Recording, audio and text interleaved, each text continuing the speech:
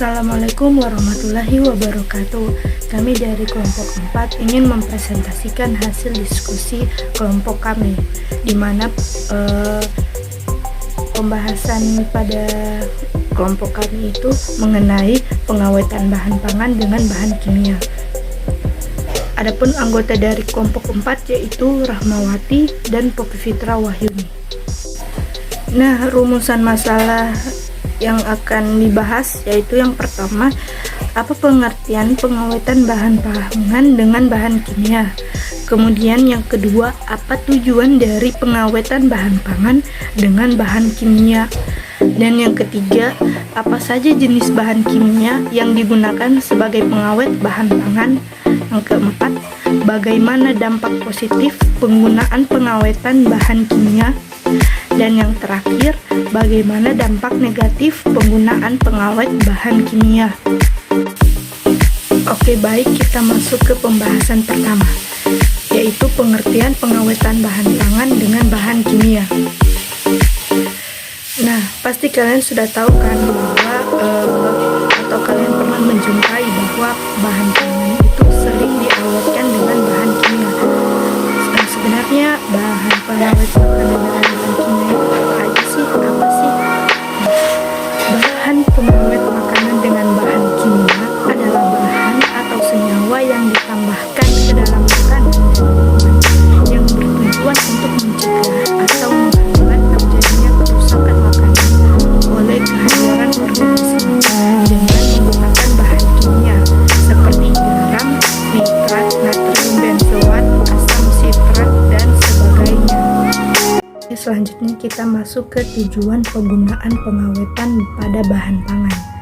Nah, sebenarnya apa sih tujuan dari penggunaan atau penambahan pengawet pada bahan pangan?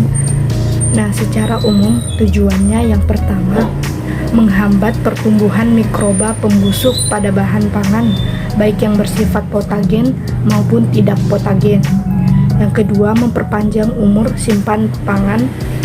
Yang ketiga, tidak digunakan untuk menyembunyikan kerusakan bahan pangan. Yang keempat, tidak digunakan untuk menyembunyikan penggunaan bahan yang salah atau tidak memenuhi persyaratan. Selanjutnya, tidak untuk menyembunyikan keadaan pangan yang berkualitas rendah.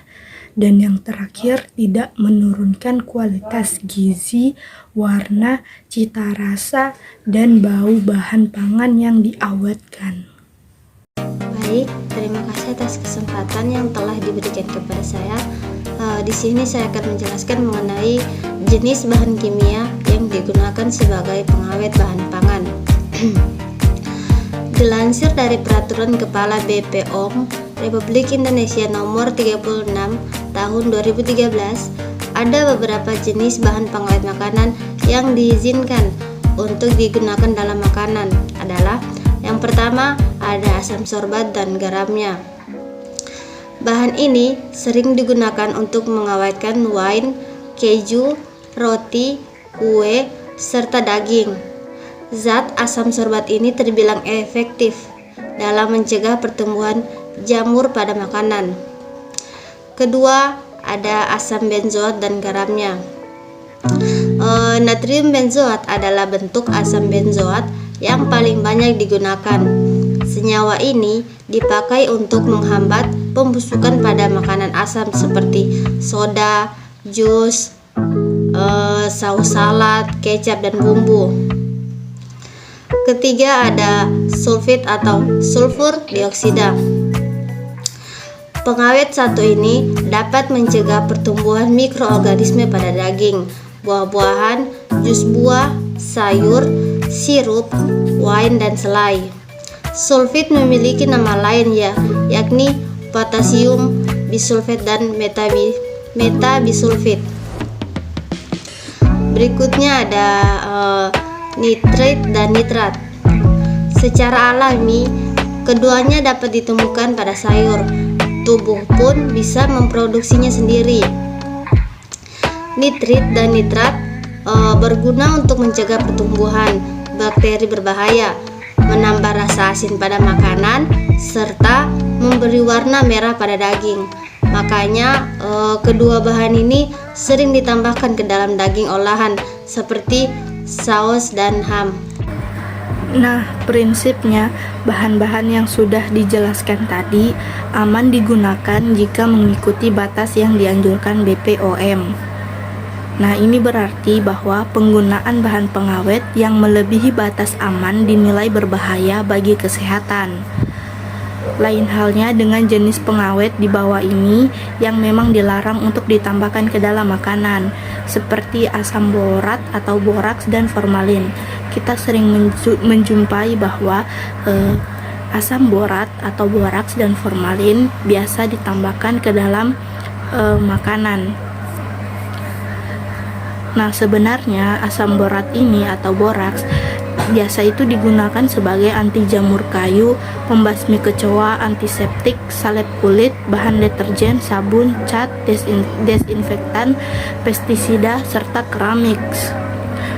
Boraks sering ditambahkan ke dalam bakso, mie basah, kerupuk, dan pangsit. Nah, tujuannya itu adalah menambah kekenyalan. Padahal boraks itu bersifat toksik atau beracun terhadap semua sel. Nah, jika bahan ini tertelan, apalagi dalam jumlah banyak, akan berdampak negatif terhadap saraf, ginjal, dan hati. Gejala yang bisa timbul adalah tidak enak badan, mual, sakit, perut hebat, pendarahan pada saluran cerna, muntah darah, diare, demam, dan sakit kepala. Nah, dalam jangka panjang, konsumsi boraks juga bisa meningkatkan risiko kanker, mengganggu sistem reproduksi dan hormon, serta fungsi kekebalan tubuh. Kemudian ada formalin. Nah, formalin ini merupakan larutan tak berwarna dan berbau tajam. Formalin bersifat antimikroba.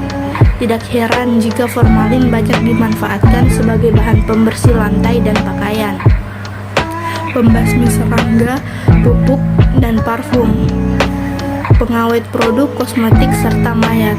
Nah, banyak pedagang yang nakal yang suka menambahkan formalin ini pada ikan segar, ayam potong, mie basah, dan tahu.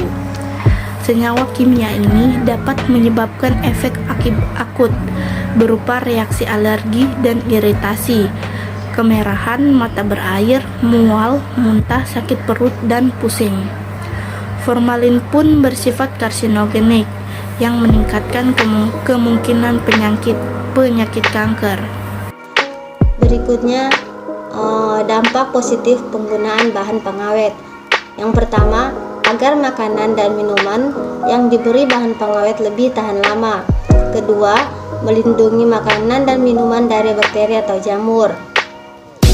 Ketiga, agar makanan atau minuman tetap terlihat segar dan agar bau dan rasa pada makanan dan minuman tidak berubah. Dan terakhir, dampak negatif penggunaan bahan pengawet.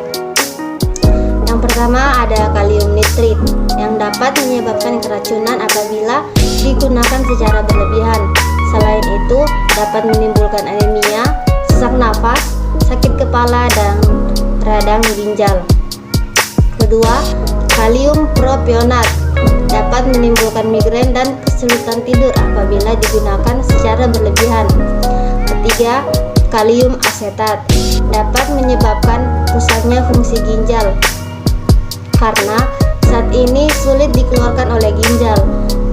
Dan untuk memperoleh rasa asam, makanan atau minuman umumnya ditambahi bahan pengawet ini.